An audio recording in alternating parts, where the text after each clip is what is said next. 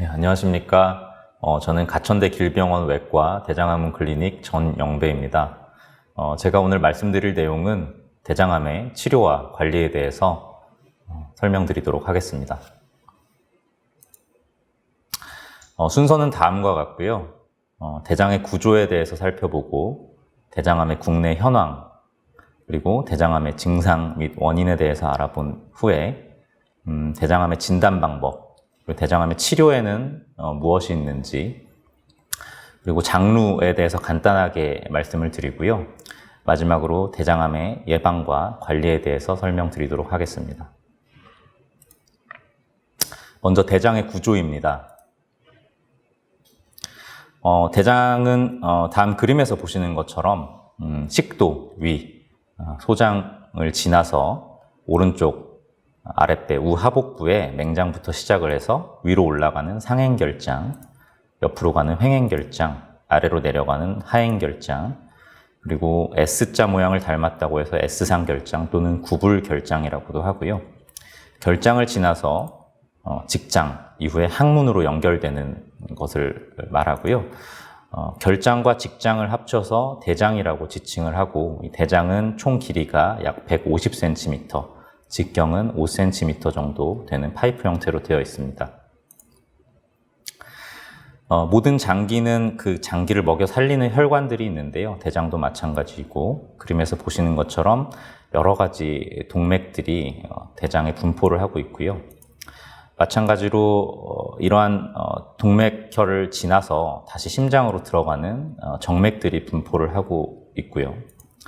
이러한 혈관들 주변에는 림프절들이 있습니다. 뒤에서 다시 말씀을 드리겠지만 대장암 수술의 원칙 중에서 이러한 림프절에 전이가 있는지 없는지를 확인을 해야 되기 때문에 대장 수술을 할 때는 주요 혈관과 림프절을 함께 절제를 하게 됩니다. 대장, 특히 직장 주변에는 여러 가지 신경들이 지나가고 있는데요. 이러한 신경들은 아래쪽에 비뇨생식기계에 영향을 미칠 수 있기 때문에 수술 시에 신경 손상이 되지 않도록 주의를 기울이고 있습니다. 다음으로는 대장암의 국내 현황에 대해서 알아보도록 하겠습니다. 다음 자료는 2016년 국가암 통계이고요. 홈페이지 인터넷에서 누구나 찾아볼 수 있게 되어 있고, 2018년 12월에 발표를 한 최신 자료입니다. 다음 도표에서 보시는 것처럼 여러 가지 주요 암종의 발생률을 보았는데요. 대장암은 위암 다음으로 발생률 2위를 기록하고 있습니다. 2015년에 비해서 2016년이 더 증가한 것을 알 수 있습니다. 마찬가지로 전체 발생 분율을 보면 위암이 13.3%로 1위, 그거에 이어서 대장암이 약 전체 암종의 12.3%를 차지하고 있습니다. 성별로 구분을 해보면 남성 같은 경우에는 위암, 폐암 다음으로 대장암이 3위를 차지하고 있고요. 여성의 경우에는 유방암, 갑상선암 다음으로 대장암이 마찬가지로 3위를 차지하고 있습니다.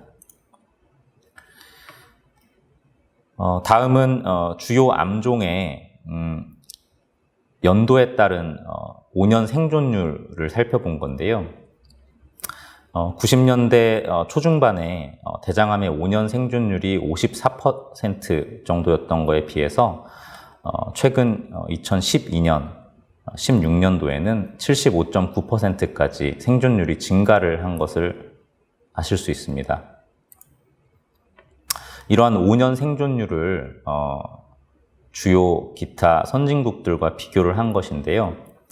가장 최근 2012년, 16년 한국의 대장암 5년 생존율이 75% 정도이고, 미국과 캐나다, 일본이 각각 60% 내지 70% 정도로서 국내 대장암의 치료 성적이 여타 다른 선진국들의 치료 성적과 비교해서 뒤떨어지지 않거나 또는 더 좋은 성적을 보이고 있는 것을 알 수 있습니다. 다음으로는 대장암의 증상과 원인에 대해서 살펴보도록 하겠습니다. 대장암은 그 대장암이 어디에 생기느냐에 따라서 조금씩 증상이 다를 수 있는데요. 대표적인 증상으로서는 오른쪽 대장암인 경우에는 설사, 소화불량, 복통, 복부 팽만, 빈혈, 체중 감소, 암이 많이 진행이 된 경우에는 복부에서 혹이 만져지는 경우도 있을 수 있고요. 좌측 대장암인 경우에는 혈변, 점액변, 변비, 배변 습관의 변화, 장 폐색 등이 나타날 수 있고, 항문과 가까운 직장암인 경우에는 혈변, 변비, 설사, 그리고 배변 후에 변이 남아있는 것과 같은 잔변감이 생길 수 있습니다. 그리고 항문과 매우 가까운 경우에는 배변 시 통증이 있을 수 있고요. 또한 암의 크기가 큰 경우에는 변이 가늘어지는 증상이 나타날 수 있습니다. 이러한 증상들은 이제 비특이적인 증상이기 때문에 이러한 증상이 있다고 해서 모두 다 대장암인 것은 아니지만 한 번쯤은 의심을 해보고 증상이 지속이 되는 경우에는 병원을 방문해서 검진을 받아보시는 것을 추천드리겠습니다. 다음은 대장암의 위험 요인인데요. 대장암 위험 요인은 몇 가지 나눠볼 수가 있는데, 대표적으로 모든 암종은 나이가 증가할수록 그 발생률이 높아지게 됩니다. 대장암도 마찬가지고요. 대장암 환자의 약 90% 이상이 50세 이상에서 발생을 하게 되고요. 60대, 70대, 80대로 점점 나이가 들수록 그 대장암 발병률은 더 높아지게 됩니다. 다음으로는 병력인데요.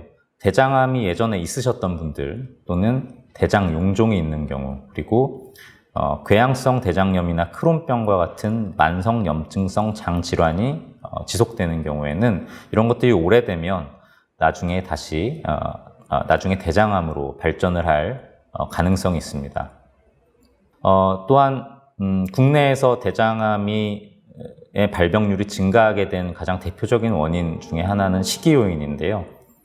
서구적인 식습관이 증가함에 따라서 국내에서 대장암의 발병률이 높아지게 되었고, 보시는 것처럼 동물성 포화지방, 그리고 육가공품, 붉은 살코기, 고칼로리 음식, 고지방 음식, 적은 섬유질 섭취, 그리고 과도한 음주 등이 대장암의 발병률을 높이는 것으로 되어 있습니다.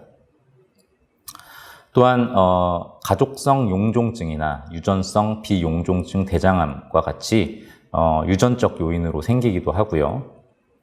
기타 요인으로는 신체 활동이 부족한 경우, 비만인 경우, 흡연을 하는 경우 모두 대장암의 위험 요인에 해당이 됩니다. 앞에서 대장암의 위험 요인 중에 대장 용종이 있었는데요. 이 그림은 대장 용종이 치료를 하지 않고 가만히 놔두게 되면 나중에 대장암으로 발전한다는 것을 보여주고 있습니다. 오른쪽에 나와 있는 사진은 대장내시경 사진인데요. 대장내시경 위에 이제 정상이라고 써 있는 사진을 보시면 매끄러운 대장 점막이 보여야 되는 게 정상적인 대장내시경 사진인데요. 여기 보시는 것처럼 볼록 튀어나와 있는 용종이 생기는 경우가 있습니다. 이런 용종 상태에서는 암은 아니지만 이거를 치료하지 않고 계속 놔두게 되면 다음과 같이 대장암으로 발전을 하게 됩니다. 대장암도 치료가 하지 않고 늦게 발견이 되는 경우에는 말기 대장암, 그래서 간이나 폐 같은 데로 전이가 되기도 합니다. 따라서 대장내시경을 규칙적으로 시행을 해서 용종인 상태에서 용종 절제술을 통해서 대장암으로 발전하는 것을 막을 수가 있고요. 또한 말기 대장암까지 가기 전에 조기 대장암 상태에서 최대한 빨리 발견을 할 수 있는 장점이 있습니다. 다음은 대장암의 진단입니다. 다음은 대장암 진료 권고안에 나와 있는 내용이고요. 보시는 것처럼 문진, 기본적인 가족력 등을 의료진이 물어보게 되고, 그리고 신체 검사, 여러 가지 혈액 검사, 그리고 내시경 검사, CT나 MRI, PET-CT와 같은 영상 검사, 핵이학 검사 등이 있고요. 내시경을 통해서 조직 검사를 하게 되면 병리과 선생님들이 암인지 아닌지 확인을 하는 병리 진단 검사가 있습니다. 하나씩 살펴보시면 다음과 같이 처음에 병원에 오시게 되면 특히 직장암인 경우에는 이런 식으로 직장 수지 검사를 하게 됩니다. 옆으로 누운 자세에서 의료진이 항문 안쪽으로 검지손가락을 집어넣어서 암의 위치, 모양, 딱딱함 정도, 항문과의 거리 등을 손가락 촉진을 통해서 파악을 하게 됩니다. 그래서 항문과 얼마나 떨어져 있는지, 수술이 항문을 살릴 수 있을지 없을지 이런 것들을 의료진이 가늠을 하는데 척도가 될 수 있습니다.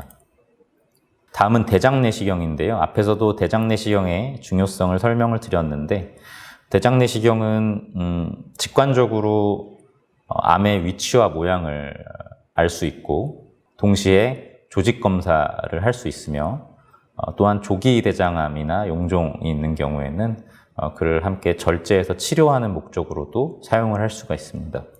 직장암인 경우에는 직장 초음파를 하기도 하는데요.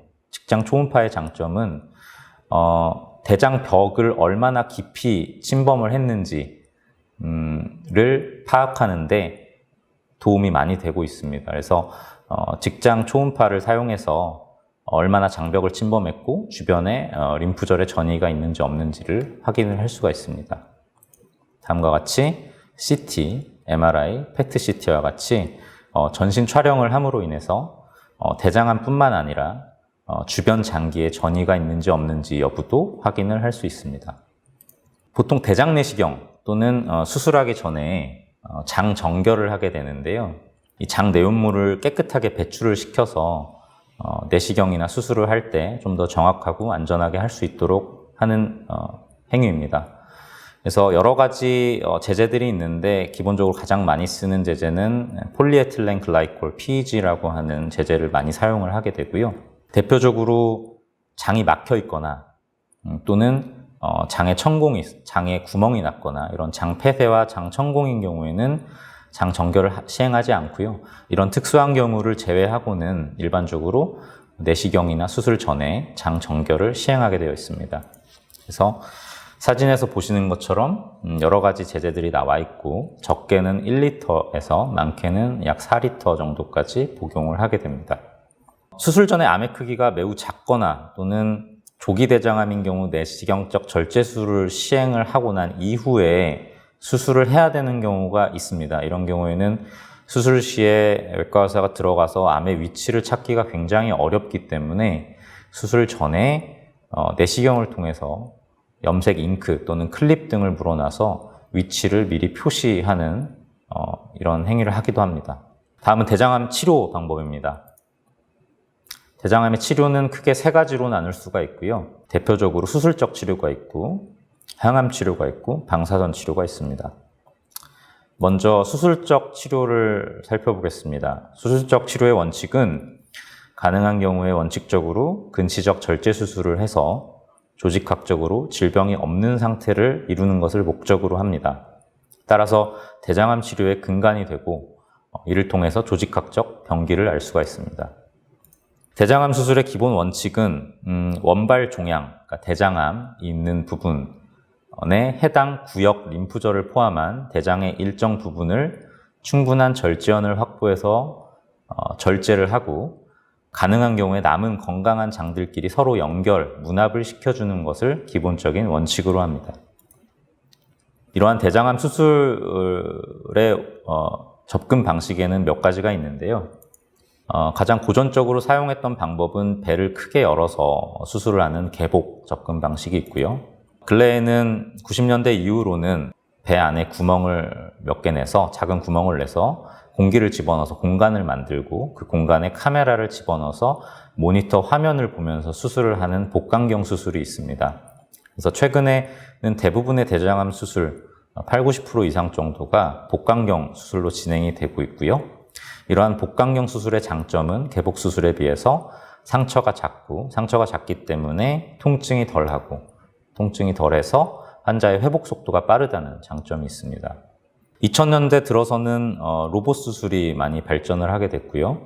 다른 여러 암에서도 사용을 하고 있지만 특히 대장암, 특히 직장암에서 많이 활용을 하고 있고요. 로봇 수술의 장점은 아래쪽에 있는 신경 보존에 조금 더 장점이 있다고 되어 있고 저희 길병원에서도 최신 다빈치 로봇 기계가 들어와 있기 때문에 활발하게 진행을 하고 있습니다.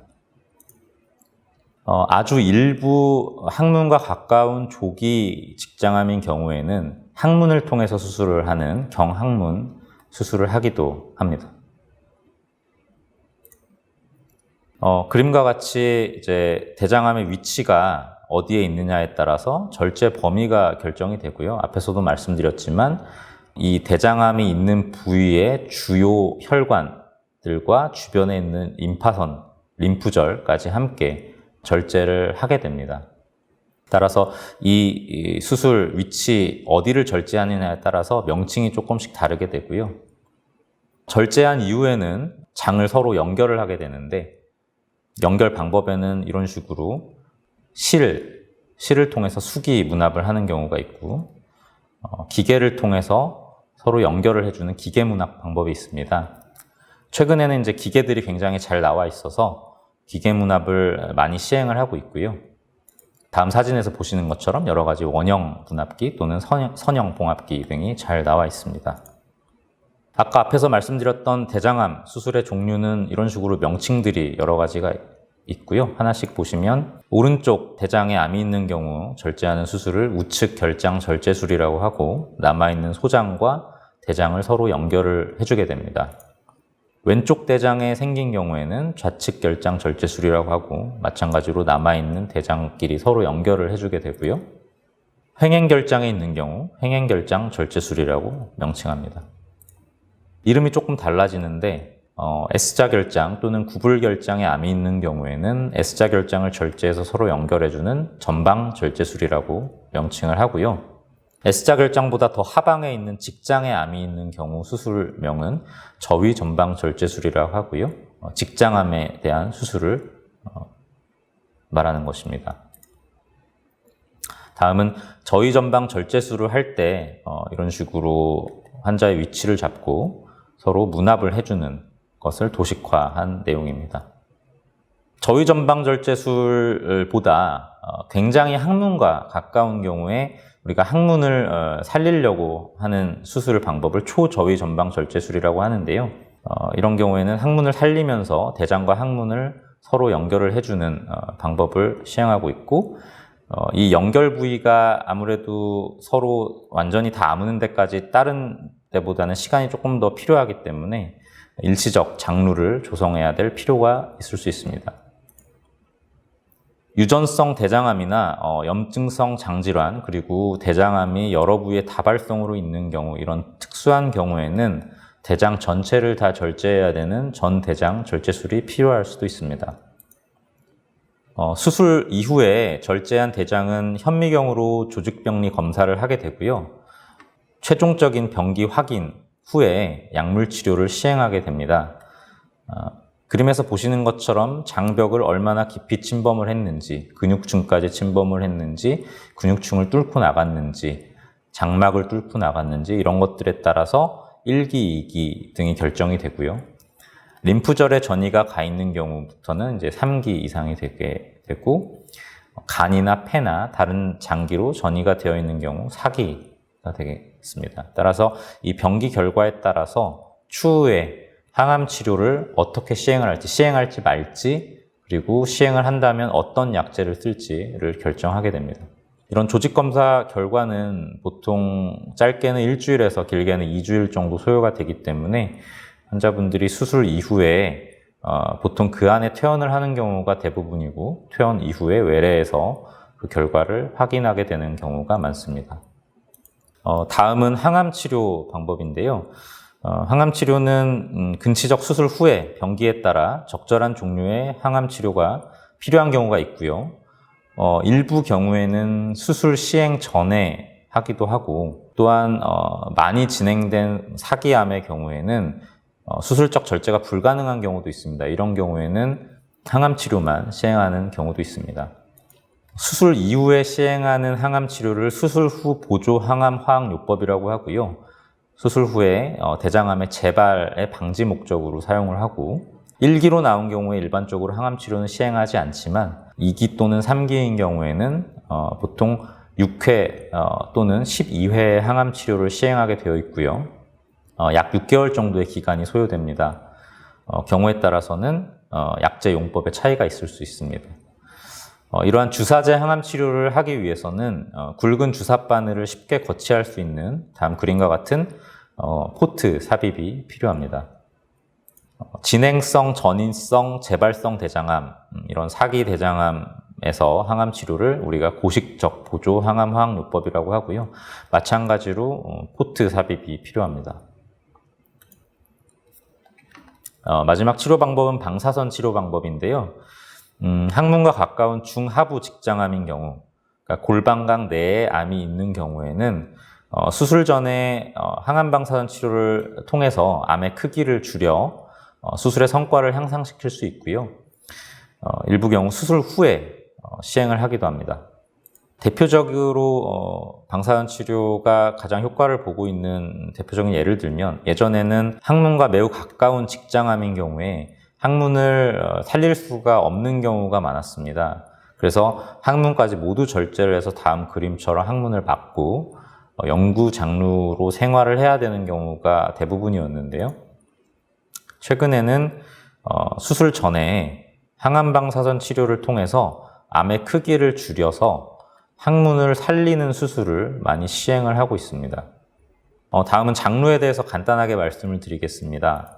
이 장루라고 하는 거는 대부분의 대장암 수술을 할 때 최대한 만들지는 않습니다. 그래서 많은 분들이 해당되지는 않겠지만 일부 해당이 되시는 분들도 있기 때문에 간략하게 말씀을 드리면 입부터 위 소장, 대장, 항문으로 이어지는 하나의 소화관이 길게 있다고 보면 대장 주변에 암이 생겨서 암이 굉장히 커서 막고 있는 경우에 수술 전에 장루를 만들어서 배변 활동이 원활하게 하는 목적으로 만들기도 하고요.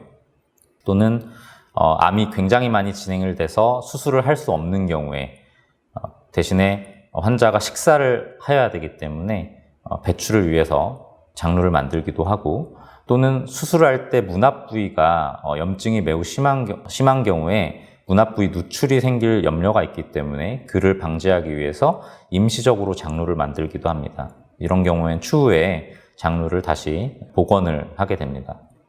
그래서 보시는 것처럼 생긴 모양에 따라서 말단형 장루가 있고 고리형 장루가 있고요. 이런 장루를 통해서 배변이 이쪽으로 대변이 나오게 되고 여기에 다음과 같은 배변 주머니, 장루 주머니를 차고 관리를 하게 됩니다. 그래서 만약에 장루를 만들게 되면 저희 병원에서 장루 전담 간호사 선생님이 계시기 때문에 환자분들께 장루에 대한 기본적인 개념에 대한 설명을 해드리고 그리고 이런 장루 관리에 대한 설명을 자세하게 해드리고 있습니다. 마지막으로는 이러한 대장암에 대해서 예방과 관리에 대해서 말씀드리도록 하겠습니다. 대장암의 예방은 가장 중요한 거는 꾸준한 검진이겠습니다. 앞에서도 말씀드렸지만 대장 내시경을 통해서 이제 용종을 절제하는 것들이 가장 중요하게 되겠고요. 기본적으로 국가에서 시행하는 대장암 예방 검사에는 분변 자멸 검사가 있습니다. 변을 받아서 거기에서 혈액이 있는지 없는지를 판단을 해서 혈액이 있다고 하면 대장암의 위험이 있을 수 있기 때문에 대장 내시경을 권고를 하고 있습니다. 그래서 이런 식으로 시행을 하고 있고요.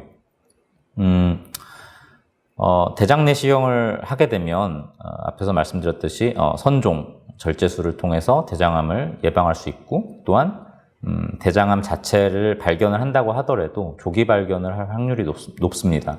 따라서 대장 내시경 검사를 하고 했을 때 대장암 누적 발생률을 약 70에서 90%까지 감소한다고 되어 있고요.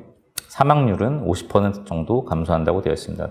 그래서 대장 내시경을 꾸준히 하는 것이 굉장히 중요하겠고요. 또한 대장암의 위험 요인 중에 아까 앞에서 말씀드렸던 그림이 다시 나왔는데 이러한 식이 요인들이 있었습니다. 따라서 다음과 같이 붉은 살코기나 고칼로리 음식, 고지방 음식, 술, 담배 같은 것들을 하시면 안 되겠죠. 그래서 이런 것들을 좀 조절을 하시고 또 비만 자체도 대장암에 영향을 미칠 수 있기 때문에 체중 관리를 해주시는 게 중요하고요. 그래서 이런 것들은 환자 본인이 굉장히 노력에 따라서 대장암을 충분히 예방할 수가 있습니다. 환자의 노력으로 되지 않는 것 중에 하나는 이제 가족력과 유전성 요인인데요. 이런 것들은 이제 특수한 경우이기 때문에 전문 의료진과 미리 상담을 통해서 조기 검진 그리고 조기 치료가 필요할 수가 있겠습니다. 대장암을 진단을 받으시고 수술을 하시게 된 경우에는 수술 후에 관리가 필요한데요. 수술 자체가 환자에게 굉장한 스트레스로 작용을 하고 그로 인해서 수일 동안의 금식 기간이 발생을 하기 때문에 수술 후에 회복 단계에서는 식이 진행이 가능하다면 골고루 균형 잡힌 식단을 하시는 게 중요하고요.